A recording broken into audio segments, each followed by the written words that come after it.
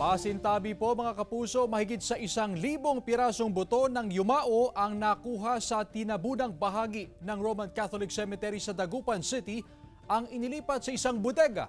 Yan ang balitang tinutukan live ni Russell Simorio. Russell? Chris, ang bahaging ito ng Roman Catholic Cemetery dito sa Dagupan City, dating bahain pero ngayon elevated na. Yung mga buto na mayumao na kahimlay dito ay pansamantala munang kinuha at inilagak sa isang bodega bago ito maklaim ng kanilang mga kaanak at mailipat sa mga ginagawang nicho. Ang bodegang ito sa loob ng Roman Catholic Cemetery sa Dagupan City ang nagsisilbing nicho ng mahigit 1,000 buto ng mga yumao. Isinilid sa karton ang mga buto at nilagyan ng pagkakakilanlan.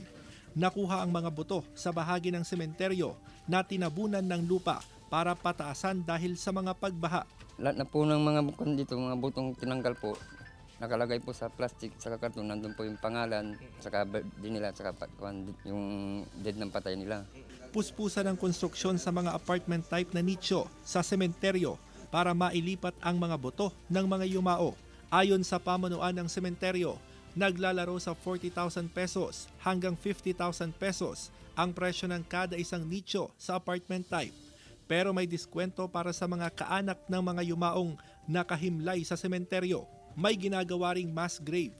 Opo, mayroon din po tayong mass grave na yung mga hindi po makapag-claim ng mga buto na may mass grave po tayong paglalagyan na libre po. Samantala, maaga nang bumisita sa sementeryo ang ilang kaanak ng mga yumao. Halos weekly pumupunta ako dito para mabisita naman sila. Yun saka pinagtinan ko yung kuwan kasi nung kuwan nakita ko ng may bitak yan para mapaayos. Iba't ibang grupo ang inaasahang tutulong sa malawakang paglilinis sa sementeryo bago ang undas. Chris, kung mapapansin natin, may mga natapos ng mga apartment type na nicho dito nga sa Roman Catholic Cemetery at nailagak na rin dyan yung ilan doon sa mga butong nahukay.